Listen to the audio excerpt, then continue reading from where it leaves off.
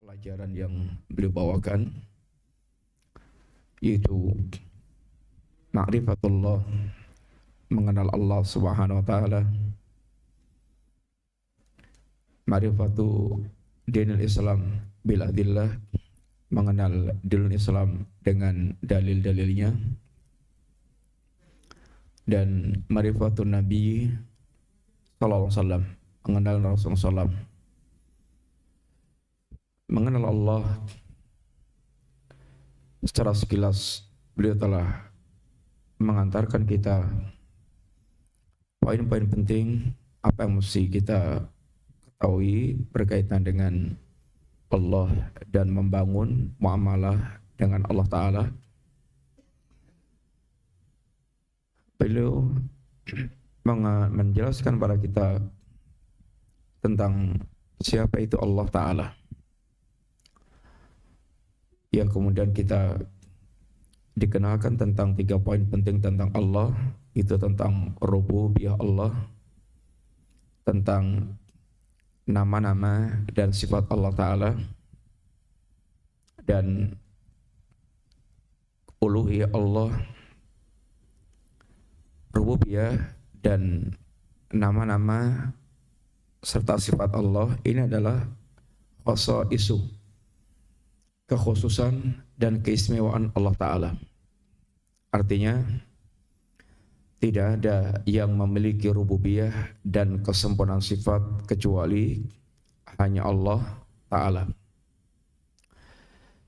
Kemudian uluhiyah itu adalah haqqullah. Uluhiyah itu adalah haknya Allah Subhanahu wa Ta'ala, di mana Allah lah satu-satunya yang berhak untuk disembah, karena hanya Allah yang memiliki rububiyah dan memiliki kesempurnaan sifat. Yang ini adalah keistimewaan Allah Ta'ala. Maka sebagaimana Allah satu-satunya pemilik rububiyah dan satu-satunya pemilik kesempurnaan nama dan sifat, yang satu-satunya itu namanya Esa. Maka sebagaimana Allah Esa dalam hal rububiyah dan kesempurnaan sifat, maka Allah pula wajib untuk diesakan, ditauhidkan dalam hal uluhiyah, ini pemberian hak ubudiyah kepada Allah Ta'ala. Ini adalah sekilas kewajiban kita terhadap Allah Ta'ala. Setelah kita dikenalkan siapa itu Allah, kita punya kewajiban untuk beribadah kepada Allah Ta'ala.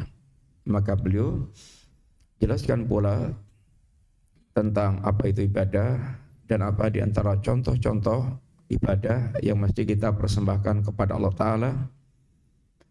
Jangan sampai kita terjatuh dalam perbuatan syirik. Yang kedua, mengenal dinul Islam bil adillah, mengenal ajaran Islam, agama Islam dengan dalil-dalilnya. Ini mengajarkan kepada kita agar kita ini hidup dalam beragama itu dengan ilmu. Agama itu dalil, sehingga ketika kita mengamalkan agama ini, baik yang sifatnya akidah, ini keyakinan-keyakinan, atau yang bentuknya ibadah, ritual-ritual amal ibadah, atau yang bentuknya adalah akhlak, maka wajib agama itu dibangun dengan dalil. Maka kalau kita mengamalkan agama, harus kita memiliki landasan, dasar, dalil, apa yang kita pegangi bahwa itu adalah amal agama. Sehingga tidak hanya ikut-ikutan. Dan kalau kita juga mengajarkan Islam, itu artinya kita wajib mengajarkan dalil. Sehingga kita menuntun manusia itu beragama dengan dalil, dengan ilmu. Bukan dengan taklid, bukan dengan hanya ikut-ikutan bebek. Di masyarakat ini ada pendidikan taklid dan taklidnya berat banget.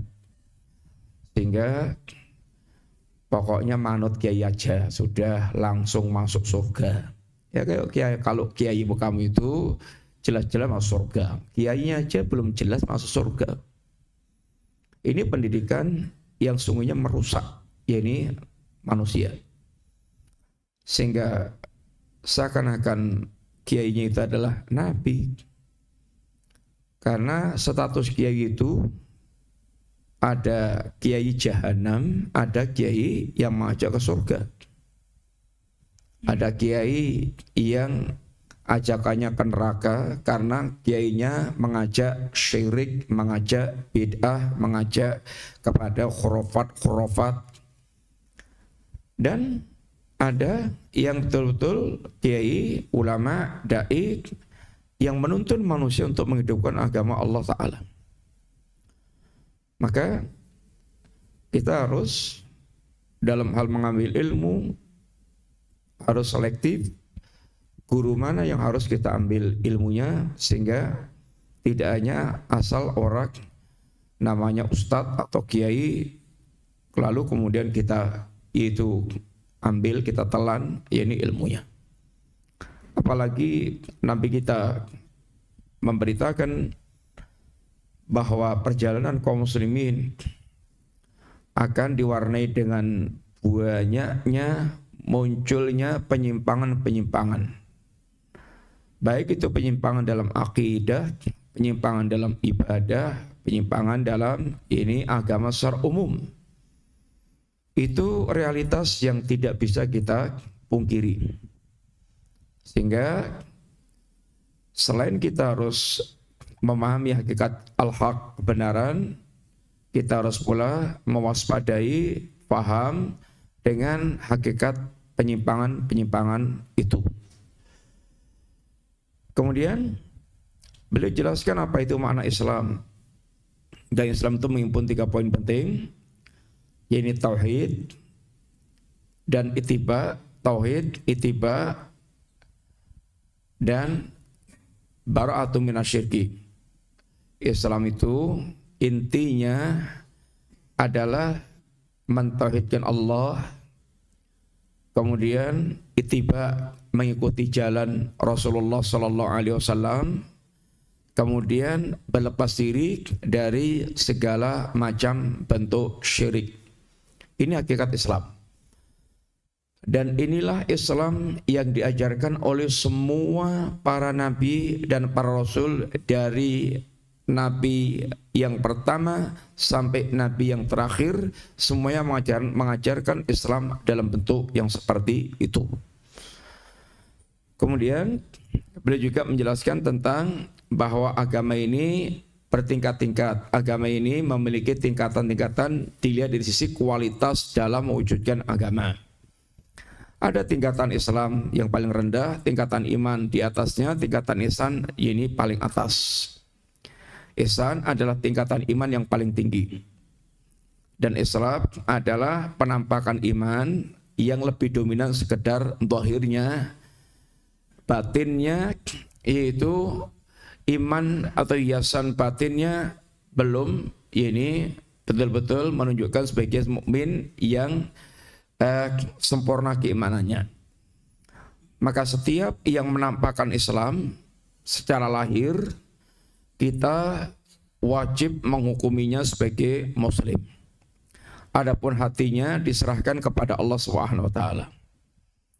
Makanya orang-orang munafik itu walaupun dia adalah secara batinnya itu kafir, dan Allah menegaskan innal munafiqina fit darkil asfal minan nar, orang munafik itu di keraknya api neraka, tapi secara zahir wajib untuk dihukumi sebagai muslim. Batinnya diserahkan kepada Allah Subhanahu wa taala.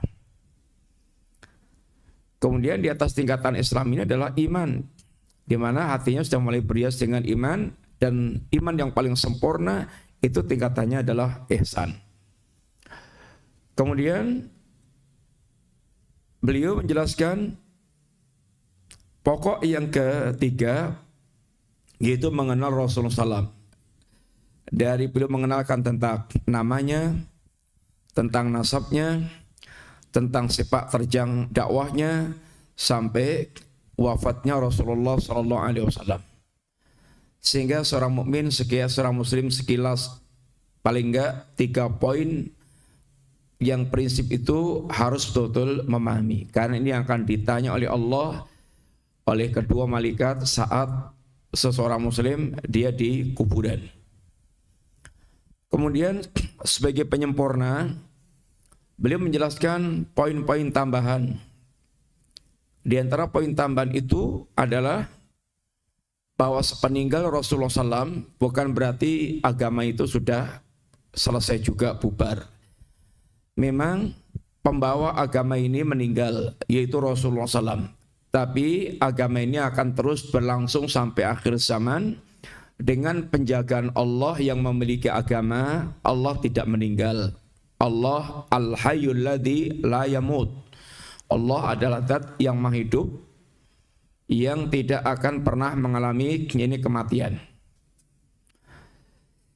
Sehingga wafatnya Nabi tidak berpengaruh dengan rusaknya agama. Karena Nabi memang datang itu diutus dari Allah untuk menyampaikan agama sampai tuntas. Kemudian agama ini selanjutnya akan dipelihara oleh para ulama, dan itu merupakan bagian penjagaan Allah Ta'ala. Janji Allah akan menjamin, Allah akan menjaga agama ini sampai kini nanti dunia ini bubar. Inna nahnu nazzalna dzikra wa inna lahu lahafidun. Kami yang menurunkan al-dzikr, itu Al-Quran dan As-Sunnah, dan kami yang akan menjaganya. Sehingga jangan khawatir bahwa keaslian agama ini akan tetap terus, yaitu dijaga oleh Allah Ta'ala. Di tengah-tengah banyaknya orang yang mereka menyimpang, yaitu dari agama ini. Kemudian di antara yang perlu jelaskan pula berkaitan dengan yaitu perjalanan hidup manusia, bahwa kita ini akan mati, kemudian kita akan masuk ke kampung akhirat, dan di antara prosesnya adalah, dan itulah telah kita bicarakan kemarin, yaitu akan ada yang namanya yaumul hisab, di mana seluruh amalan manusia akan ini direkap, dihisab. Apa capek? Ngantuk-ngantuk. Akan dihisab, akan direkap. Amalan manusia ini akan ini direkap, dihisab. Kemudian di antara lanjutan dari proses hisab adalah di antaranya akan ada yaitu pertanyaan-pertanyaan yang akan diajukan oleh Allah Subhanahu wa taala. Dan secara umum Allah menegaskan wala tus'alunna yauma idzin 'anin na'im. Benar-benar kalian akan ditanya Allah tentang seluruh kenikmatan yang Allah telah berikan kepada kalian.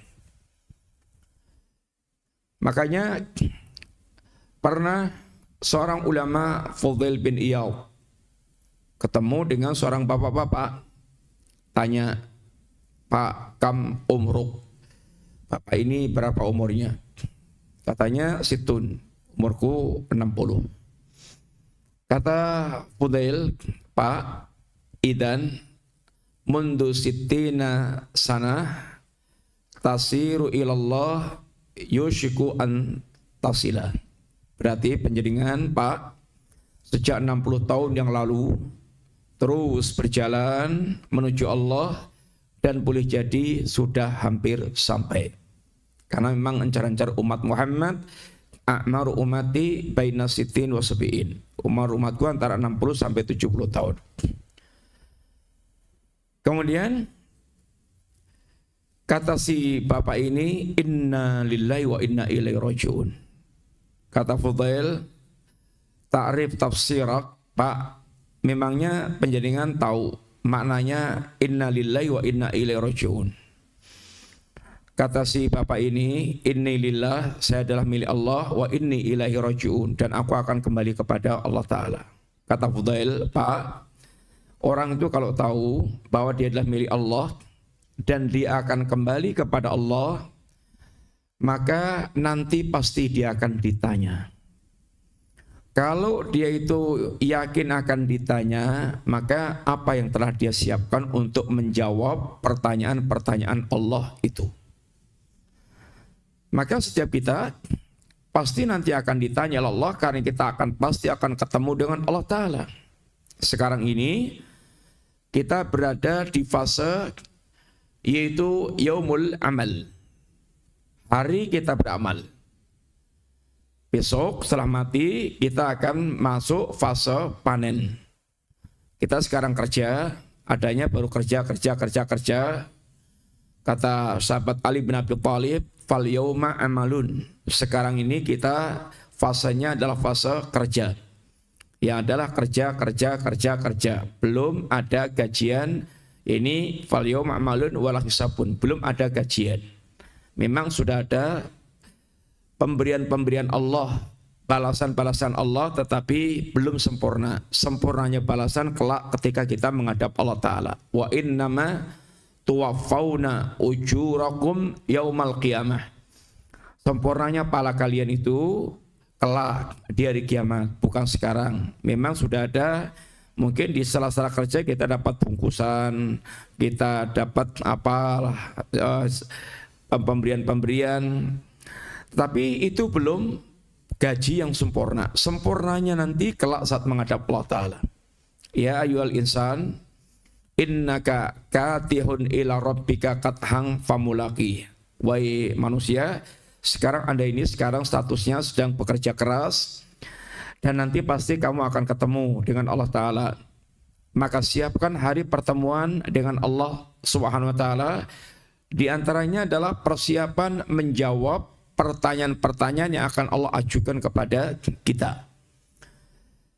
Para ulama mengingatkan pada kita, ada pertanyaan-pertanyaan inti, pertanyaan pokok, dan ada pertanyaan-pertanyaan yang merupakan pertanyaan penyempurna.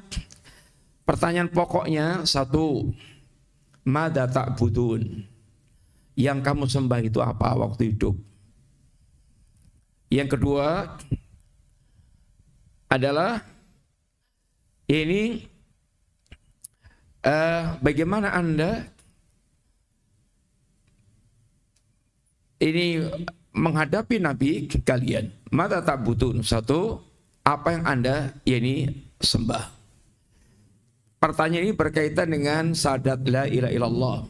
Apakah Anda termasuk di antara ahli tauhid, atau Anda tidak beribadah atau tidak mentauhidkan Allah Ta'ala? Ini akan menjadi pertanyaan yang pertama. Kemudian berkaitan dengan Rasul, bagaimana Anda sikapi Rasul yang datang itu?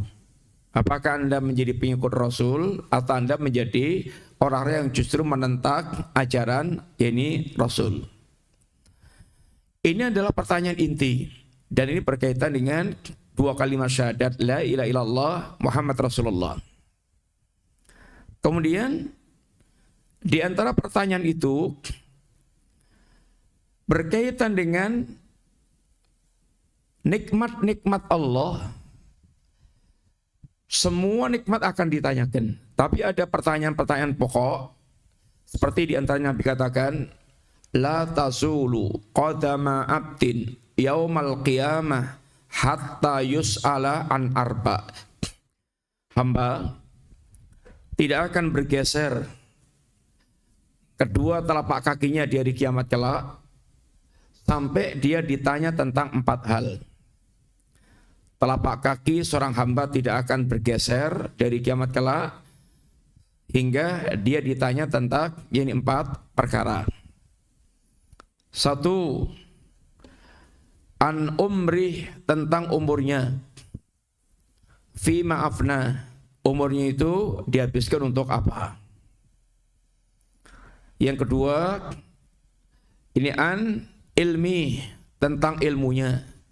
Mada amila bi, dalam hal apa ilmunya itu diamalkan. Yang ketiga, an malih, tentang hartanya. Min aina iktasaba, harta Anda dapatkan dari mana. Kemudian yang kedua, pertanyaan tentang harta, ila aina anfaqah, harta Anda belanjakan kemana. Pertanyaan yang keempat, yaitu wa an jismi, tentang badan Anda. Fima ablah, badan Anda itu dibuat capek untuk apa? Ini 4 pertanyaan. Apa tadi, ikhwan?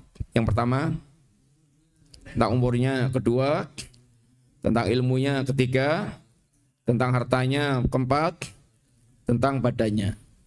An umrih, tentang umurnya. Kita punya umur, Allah berikan kesempatan umur. Umur kita habis untuk apa? Ada orang yang mereka sepanjang umurnya lalai untuk mempersiapkan diri menghadap Allah Ta'ala. Sehingga urip itu bendino ratau mikir amal untuk menghadap Allah Ta'ala. Sampai tahu-tahu tuwek, sampai tahu-tahu mati jungkel ke kuburan. Maka Allah Subhanahu wa taala ketika seorang itu kedatangan mati dan angan-angannya, hatta idza jaa ahadahumul maut qala rabbirji'un. Ketika salah seorang di antara kalian kedatangan kematian, di antara angan-angan yang keluar dari lisannya, ya Rabb, kembalikan umur kehidupanku, tundalah kematianku, kembalikan aku hidup lagi. Untuk apa? La'alli a'malu salihan, aku pengen beramal saleh ya Allah. Apa di antara jawaban Allah? Awalam nu'ammirkum ma yatadzakkaru fihi man tadzakkara wa ja'akumun nadhir. Kata Allah, wahai hamba, apa memangnya aku belum memberikan kepada kamu umur yang cukup? Yang dengan umur yang cukup itu orang bisa berpikir dan merenung tentang kehidupannya. Tapi kebanyakan manusia itu la yatafakkarun, wala yaqilun, wala yatadzakkarun. Rata-rata hidupnya itu enggak pernah memiliki renungan-renungan. Sehingga urip yang glondor gitu aja, gelinding gitu aja. Pokoknya merem melek. Turu merem melek, kerja mangan bulan sampai tahu-tahu tuwek, kemudian sampai mati. Enggak pernah ada perenungan. Enggak pernah ada perenungan. Wala yatadzakkarun. Kebanyakan manusia itu, mereka itu juga enggak pernah mau ngambil pelajaran. Sehingga enggak bisa mengambil ibroh. Kalau orang yang cerdik, kata Allah, fa'tabiru ya ulil albab. Baik orang punya akal, punya kecerdasan, ambil pelajaran dari kehidupan yang ada itu. Sehingga pikirkan, renungkan, ambil pelajarannya.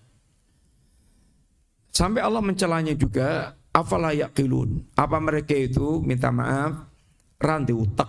Apa enggak pakai otaknya? Di mana otaknya itu apa enggak pernah dipakai mikir? Ini semuanya adalah celaan Allah Ta'ala. Sehingga tahu-tahu dia kemudian mati, dan dia tidak pernah menyempatkan diri mengumpul ke amal untuk menghadap Allah Ta'ala. Makanya Allah sudah ingatkan kepada kita semuanya, wattaqu yawman turja'una fihi ilallah thumma tuwaffa kullu nafsin ma kasabat wa hum la yudlamun. Takutlah kalian akan datangnya hari saat nanti Anda akan dihimpun menghadap Allah, lalu setiap orang akan dibalas dengan sempurna dan tidak ada seorang pun yang terdolimi. Hari itu ada orang yang mereka berbahagia dan ada orang yang mereka ketakutan. Orang yang mereka tidak punya persiapan amal, maka hari itu akan menjadi hari yang kata Allah, yauman tataqallabu fil qulub wal absar.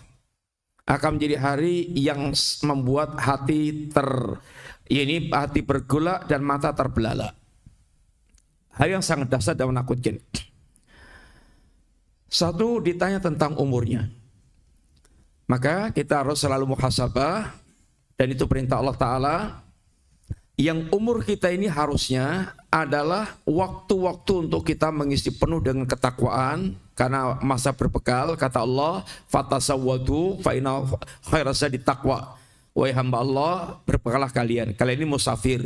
Kata Nabi, kalian itu musafir yang akan terus berjalan menuju tempat tujuan.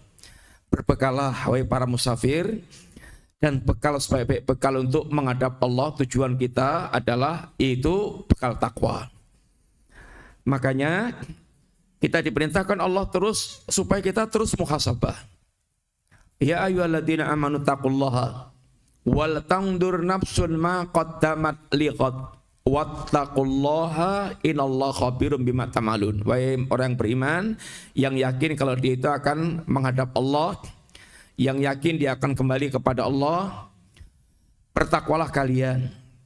Kemudian kata Allah, supaya setiap orang terus dia muhasabah, memperhatikan waktu yang telah berlalu untuk menghadapi hari esoknya, yaitu hari ketemu Allah Ta'ala.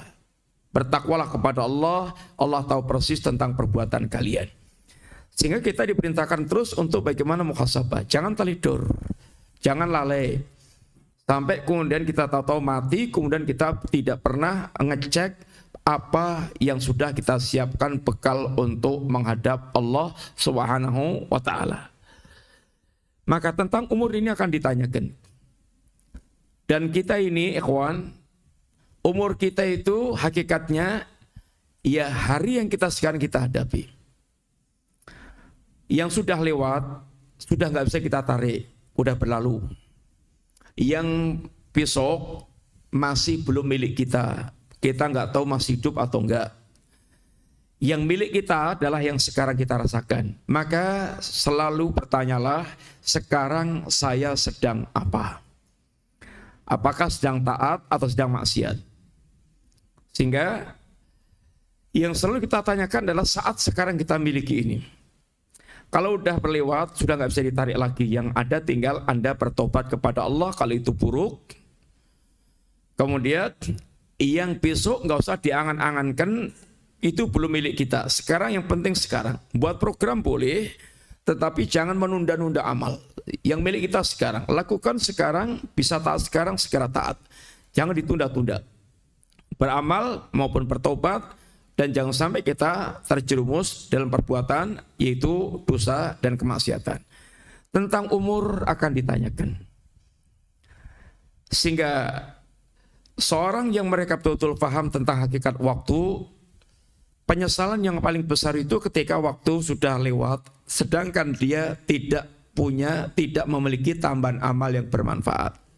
Kata Ibnu Mas'ud, mana dimtu ala syai'in kana dami ala yaumin gharabati syamsu naqasa fi ajali walam yazid fihi amali. Kata Ibnu Mas'ud, tidak ada penyesalan yang lebih mendalam aku rasakan dibandingkan dengan penyesalanku ketika matahari itu tenggelam, sedangkan ajalku berarti berkurang, sedangkan amalku tidak bertambah.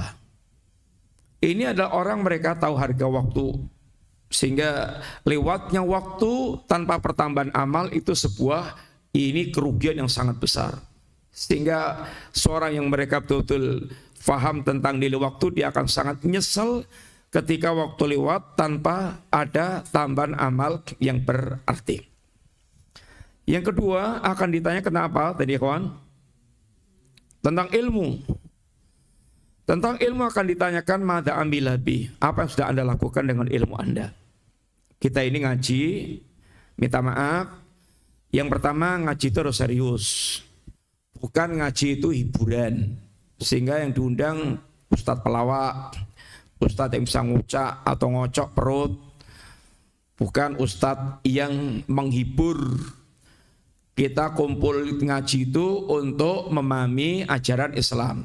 sudah ngajinya setahun sekali atau 2 tahun sekali, kemudian yang diundang pelawak, sehingga apa yang akan didapatkan dari ajaran Islam?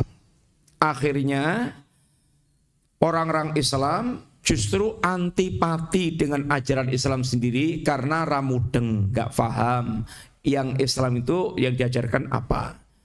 Islam itu taunya ya seperti pelajarannya Pak Kiai yang ngocok perut terus, yang buat ketawa terus, sehingga akhirnya ini umat Islam tapi budayanya Hindu, budayanya Buddha, budayanya orang-orang musyrik, budayanya orang-orang kafir, pemikirannya pemikiran kekafiran karena Muslim tapi nggak belajar agamanya.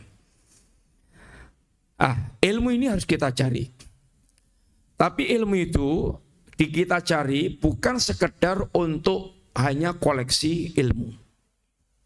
Tujuan ilmu itu adalah diamalkan. Makanya kita mencari ilmu itu tujuannya adalah untuk kita bisa mengamalkan ilmu biar selamat. Dunia ini, ikhwan, keselamatan dan keberkahan dunia itu hanya pada 2 kelompok. Orang yang berilmu dan punya hati yang takut kepada Allah Ta'ala. Sisanya laknat Allah Ta'ala. Kata Nabi, inna dunya mal'unatun wa mal'unun ma fiha. Dunia ini semuanya terlaknat. Dunia seisinya terlaknat semuanya. Jauh dari rahmat Allah Ta'ala.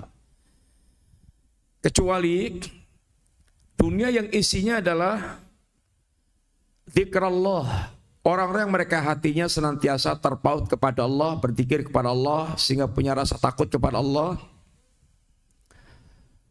Wa alimun wa muta'allimun.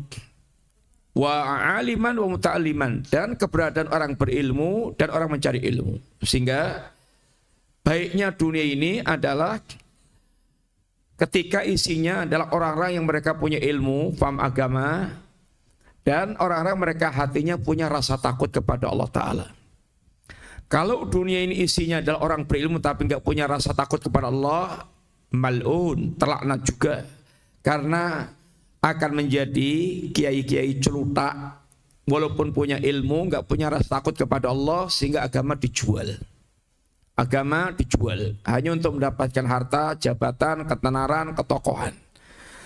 Kalau kehidupan ini isinya adalah orang yang mereka hatinya kadang-kadang memang ada rasa takut kepada Allah tapi nggak berilmu, dia akan masuk dalam lorong-lorong bid'ah dan juga ini adalah tercela.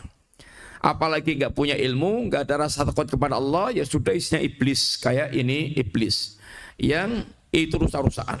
Manusianya mengikuti hawa nafsu dan mengikuti jalannya syaitan. Maka baiknya kehidupan kita ketika isinya adalah orang yang berilmu dan hatinya punya rasa takut kepada Allah SWT. Sehingga ilmu kita ini kita cari, harus kita amalkan karena akan ditanya ilmu Anda amalkan dalam hal apa? Apa yang telah Anda amalkan berkaitan dengan ilmu Anda? Sehingga kita harus harus berdoa kepada Allah agar diberikan kekuatan untuk selalu mengamalkan ilmu. Doa yang sudah kita hafalkan insyaallah, Allahumma arinal haqqa haqqa warzuqnat tiba'ah wa arinal batila batila warzuqnat tinabah. Gimana? Nanti ulangi. Apa enggak, Mas? Mas. Gimana doanya tadi? Gimana? Allahumma arinal haqqa haqqa warzuqnat tiba'ah. Terus Allahumma arinal batila batila warzuqnat tinabah. Silakan yang mengulangi, ikhwan, angkat tangan. Ya,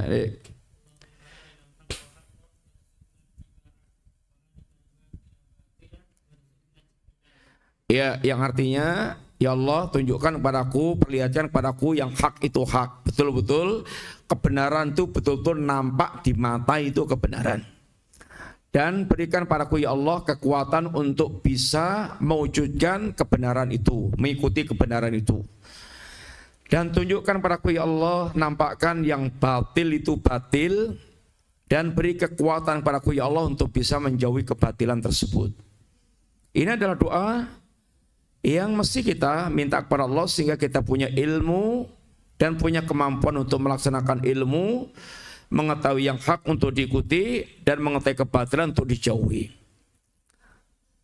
Yang ketiga akan ditanya apa, ikhwan? Tentang hartanya. Tentang hartanya dua hal. Min aina iktasabah. Harta Anda kumpulkan dari mana? Apa dari cara yang halal atau yang haram?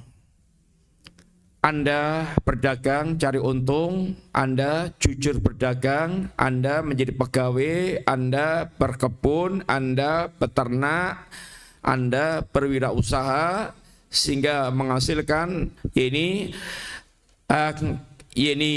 keuntungan-keuntungan dari usaha tersebut, atau Anda dapatkan harta Anda dari nipu orang, meres orang, menjadi preman yang yaitu mengut liar harta orang, atau korupsi, atau maling, atau ngerampok. Dari mana harta Anda dapatkan? Akan ditanya oleh Allah Ta'ala. Dihisab, jelimet. Apa Anda ini orang yang itu suka itu terima uang sogok atau suka dengan yang seperti itu sehingga mengumpulkannya dengan cara-cara yang haram? Akan ditanya Allah Ta'ala.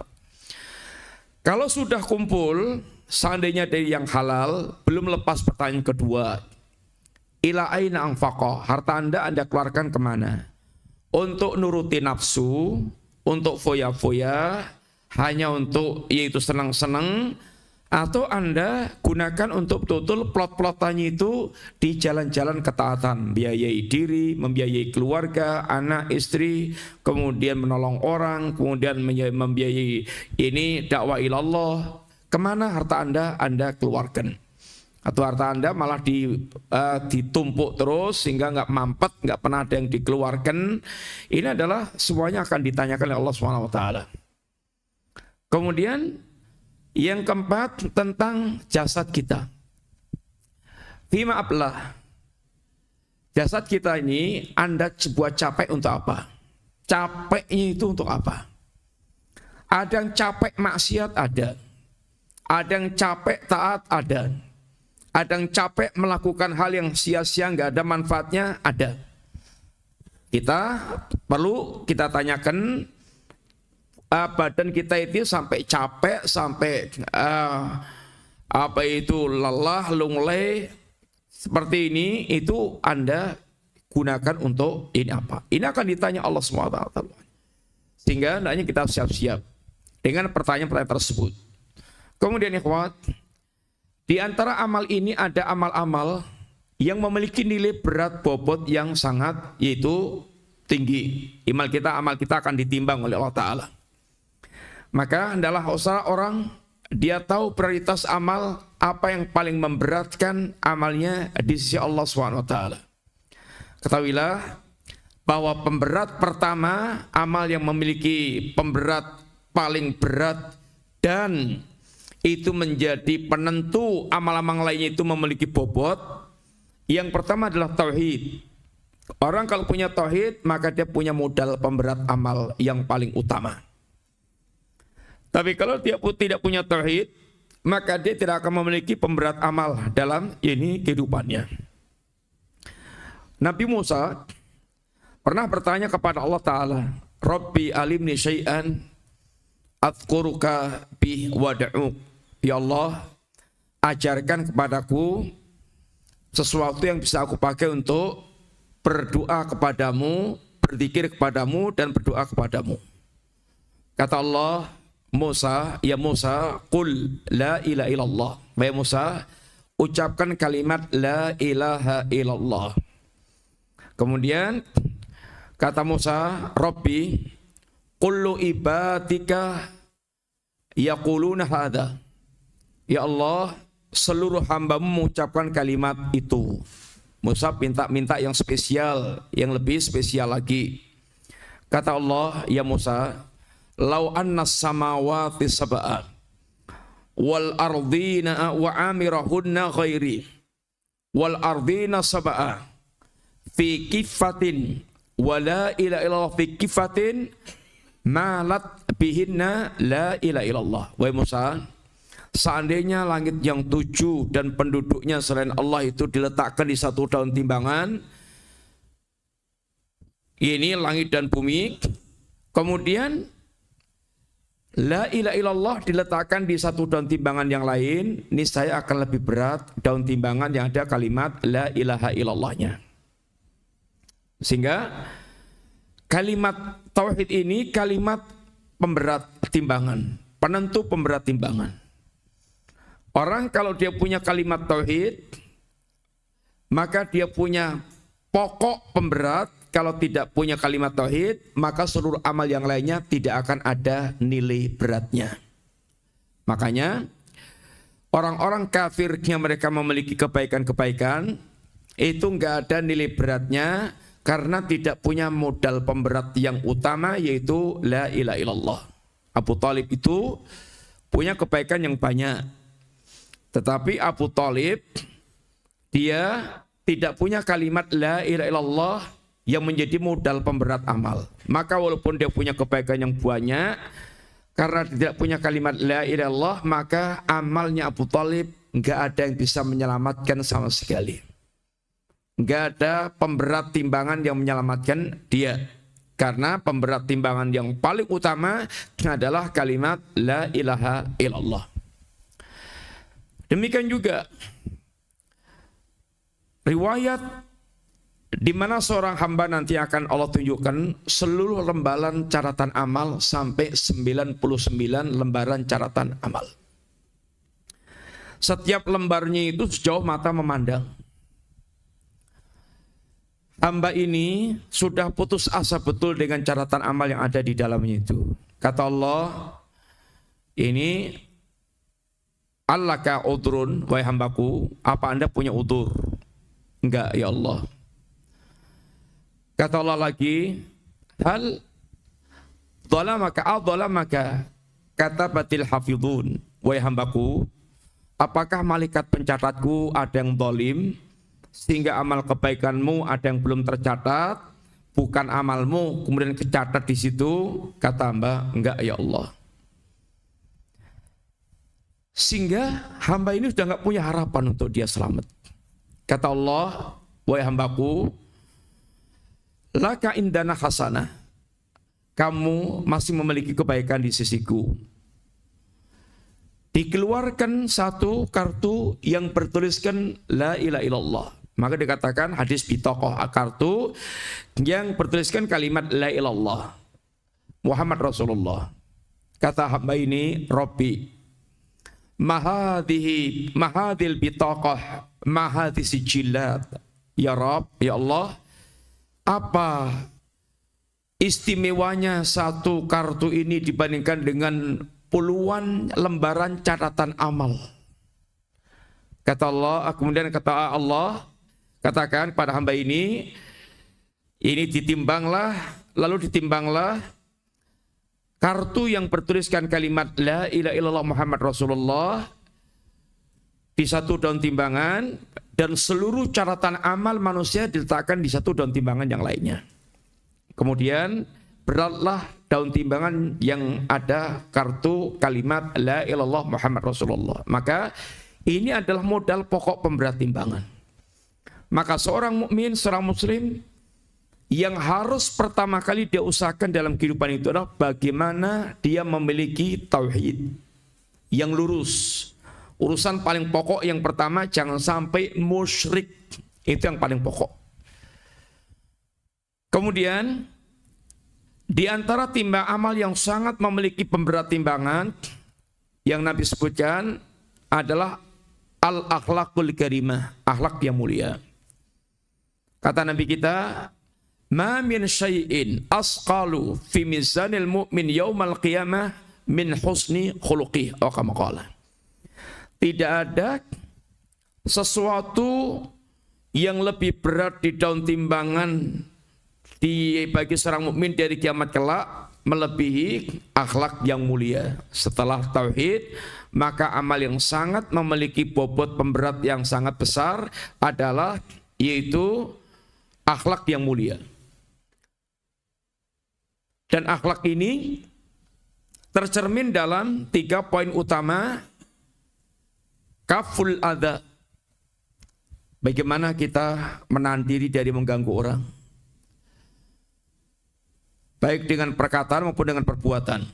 Yang kedua, badrun nada, bagaimana kita mencurahkan kemanfaatan seluas-luasnya untuk kehidupan manusia, orang lain. Kemudian wa talaqatul wajh, dan bagaimana dia senantiasa tampil dengan wajah yang menyenangkan. Ini adalah hakikat akhlak.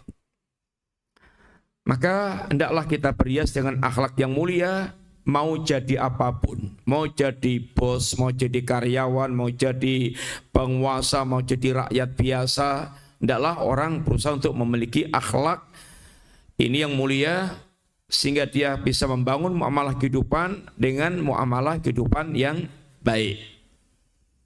Kemudian juga di antara pemberat timbangan yang sangat berat adalah yaitu kalimat-kalimat dzikir yang diucapkan oleh seorang muslim yang Allah sebutkan di dalam banyak, yaitu hadis dan Nabi sebutkan dalam semua hadis, di antaranya walhamdulillah tamlaul mizan wa subhanallah walhamdulillah tamlaani ma baina samai wal ard. Zikir kalimat alhamdulillah memenuhi timbangan, kalimat subhanallah walhamdulillah ini memenuhi antara langit dan bumi. Sehingga ikhwan sekalian, ini diantara hal yang perlu kita sedikit renungkan. Saat-saat kita untuk menghadap Allah itu membutuhkan persiapan khusus. Maka siapkanlah diri kita untuk menghadapi pertanyaan-pertanyaan Allah itu. Bagaimana kita bisa menjawab pertanyaan Allah? Tidak ada lain kecuali dengan kita belajar dan mengamalkan apa yang akan menjadi pertanyaan Allah kelak di yaumul qiyamah. Dan lakukan amal-amal yang bisa menjadi pemberat timbangan amal kehidupan kita. Dengan demikian, maka mudah-mudahan ketika kita berjumpa Allah dalam keadaan menjadi hamba yang sa'idun, hamba yang berbahagia, bertemu Allah, mendapatkan balasan-balasan yang terbaik di sisi Allah Subhanahu wa taala. Ini dulu yang kita sampaikan, mudah-mudahan bermanfaat. Kalau ada pertanyaan silahkan.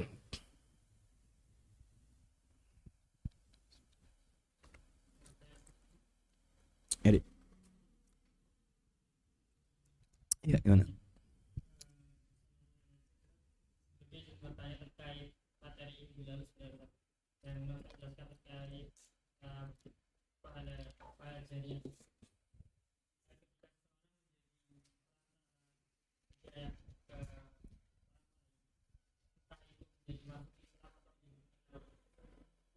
Apakah setiap kebaikan yang orang kerjakan itu yang pengantarnya itu sudah mendapatkan pahalanya, atau cuma sekedar tidak awal aja? Iya, dapat. Kita mengajarkan Islam, mengajarkan sebuah ilmu kepada seorang. Ilmu kita diamalkan orang tersebut. Maka setiap dia mengamalkan kebaikan, dan bahkan ketika dia mengajarkan kebaikan yang kita ajarkan, maka murid-murid dia pahalanya juga tetap mengalir kepada kita. Maka seperti Rasulullah SAW, seluruh pahala kaum muslimin yang berbuat baik, semua pahalanya mengalir kepada Rasulullah SAW, karena beliau adalah guru yang pertama yang mengajarkan agama. Para sahabat Nabi mengajarkan agama karena belajar kepada Nabi. Maka pahalanya semua para sahabat juga mengalir kepada Nabi. Para sahabat punya murid-murid yang diajari agama. Hasil para sahabat belajar kepada Nabi. Muridnya para sahabat, kebaikannya mengalir kepada para sahabat dan sekaligus mengalir kepada Rasulullah tanpa mengurangi pahala mereka sedikit pun. Itu adalah diantara keutamaan fadlullah terhadap orang mereka, yaitu mengajarkan kebaikan atau dia punya amal jariah, sehingga anaknya kita berusaha untuk memiliki amal jariah yang itu yang dikatakan dengan istilah umur kedua dari kehidupan kita. Orang yang sudah mati, kesempatan beramal sudah nggak ada, tapi pahala tetap terus mengalir. Di antaranya adalah orang-orang yang mereka mengajarkan ilmu yang bermanfaat, atau meninggalkan anak soleh yang mendoakan, atau juga dia memiliki sedekah jariyah yang tetap terus dimanfaatkan manusia sehingga pahalanya tetap mengalir kepada ini orang tersebut. Wallahu taala alam bisawab.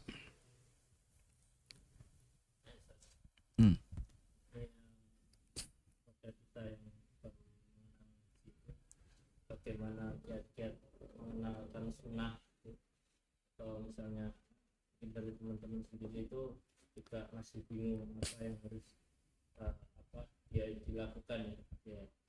Saya melihat mungkin kayak teman-teman sendiri juga kadang masih belum benar-benar paham sunnah itu seperti apa gitu. Mohon dijelaskan. Ya, bismillahirrahmanirrahim. Memang kewajiban pertama harus berilmu, ya harus sampai paham. Karena kalau menyampaikan nggak paham gimana? Nularkan kebingungan namanya, bukan nularkan ilmu. Dan ilmu itu kata Nabi, innamal ilmu bitta'allum. Ilmu itu dicari dengan cara kita belajar.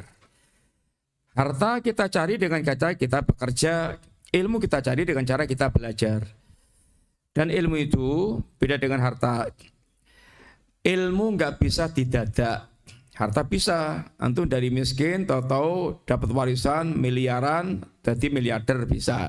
Tapi antum anaknya ulama besar dunia, terus nggak pernah belajar sama sekali, kemudian ulamanya meninggal, nggak bisa ilmunya digerojokkan, disuntakkan kepada antum, nggak bisa. Kalau tidak belajar sedikit demi sedikit, ilmu dipelajari dengan sedikit demi sedikit.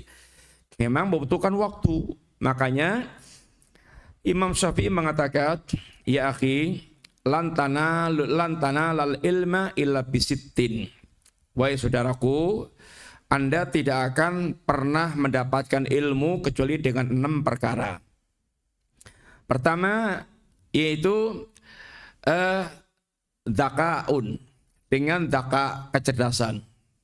Harus belajar ilmu membutuhkan kecerdasan. Yang kedua, wastihadun, ada kesungguhan untuk mencari ilmu, mendapatkan ilmu, ada sungguh-sungguh. Gak bisa mencari ilmu ditinggal nguntak ngantuk turu ya gak bisa. Ya ketiga, wakhirsun, ada semangat, ya semangat untuk dia mendapatkan ilmu. Kalau kita gak semangat, lesu, loyo, lemesan, gak ada gairah, susah untuk kita mendapatkan ilmu. Yang keempat, bulghotun, pakai modal. Bukan hanya gratisan terus. Ulama itu kalau mau mencari hadis, kalau mau dia berkelana mencari hadis, itu kadang harus jual empiak, harus jual ya ini rumahnya, jual apa yang dia miliki, siap untuk dia hartanya ludes. Yang kelima, wa ustadun, ada pembimbingnya sehingga terbimbing, tertuntun, terarah. Apa yang mesti harus dia memahami dan prioritas apa yang dia didahulukan dalam memahami. Orang yang belajar tanpa guru itu bisa nunjang palang, enggak karuan bentuknya, rumangsane wis kaya dewa, tapi sungguhnya dia tertipu dengan kondisinya dan kadang menjadi ruwet, alur pemikirannya bisa ruwet ketika dia ini tidak punya pembimbing. Kemudian yang keenam yaitu tulus zaman. Waktunya memang butuh lama. Sehingga harus punya kesabaran untuk terus mengumpulkan ilmu. Bahkan tidak pernah berhenti. Karena yang namanya ilmu itu wa fawqa dhi ilmin alim. Di atas orang berilmu ada yang lebih berilmu lagi. Sehingga kita tidak akan pernah berhenti untuk mengumpulkan ilmu. Wallahu ta'ala a'lam bisawab. Ya kita harus menyampaikan ke orang harus paham dan berilmu, dan itu butuh untuk kita yaitu duduk belajar yaitu ilmu. Hanya ada orang yang dia belajar itu kapasitasnya kepentingannya untuk kepentingan pribadi. Yang penting aku mudeng iso ngamalken. Ada orang yang belajar itu targetnya untuk bisa mendakwai orang lain juga, sehingga dia punya usaha yang baik lagi. Bagaimana dia mengumpulkan ilmu, dia susun ilmu, dia kumpulkan ilmu, dia bisa menyampaikan. Ulama zaman dulu kalau dia itu mencari hadis, itu dia targetnya mengajarkan kepada orang lain. Gak ada yang diajarkan, untoni juga bisa diajari. Pokoknya dia ngajarkan gimana menyampaikan hadis yang dia tadi cari. Budaknya kadang suruh duduk, kemudian dia sampaikan apa yang dia dapatkan itu. Intinya sehingga punya target bagaimana dia nyampaikan ilmu, sehingga punya semangat. Semuanya semangat untuk yaitu membundeli ilmu tadi dan memahaminya biar bisa menyampaikan. Ibnu Abbas semangatnya dia dalam menyampaikan ilmu. Saat saya ingin sekali orang lain itu mendapatkan yang aku dapatkan, sehingga semangatnya menyampaikan pada orang itu sangat ini tinggi. Wallahu taala alam bisawab.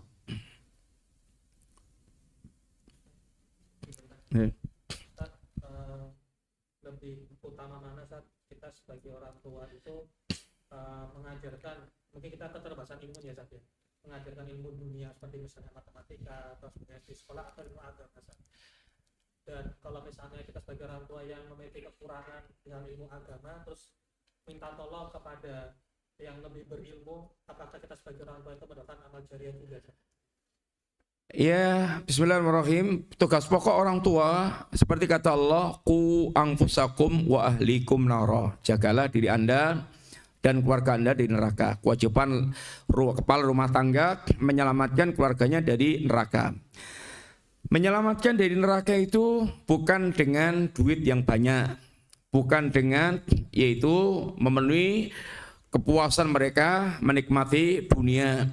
Menyelamatkan neraka itu dengan cara mengajarkan agama dan mengamalkan agama. Kalau kita mampu, kita punya kewajiban mengajarkan agama. Atau paling enggak kita mewakilkan orang lain untuk mengajarkan agama kepada keluarga kita, sehingga dia mendapatkan pelajaran agama. Yang jelas orang tua sudah berbuat baik kepada keluarga untuk mengajari agama, entah dia langsung atau dia tidak langsung. Yang jelas dia akan dapat pahala. Termasuk anak itu aset jariah, kalau dia menjadi soleh melalui kita, ya kita jariah bagi kita. Jangan sampai anak kita biarkan tidak paham agama, sehingga aset kita ibaratnya sia-siakan, tidak kita manfaatkan, justru bisa menjadi dosa jariah bagi sang anak karena orang tua membiarkan anaknya nggak tahu agama, kemudian dia tenggelam dalam berbagai macam kerusakan. Kalau orang tua punya andil kerusakan anak, berarti orang tua punya dosa yang terus didapatkan dari anak yang rusak itu.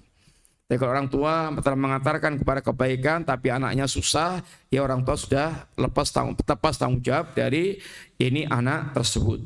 Wallahu ta'ala alam bisawab. Cukup ya kawan, mudah-mudahan manfaat. Wassallallahu ala nabiyyina Muhammadin wa ala alihi wasallam. Assalamualaikum warahmatullahi wabarakatuh.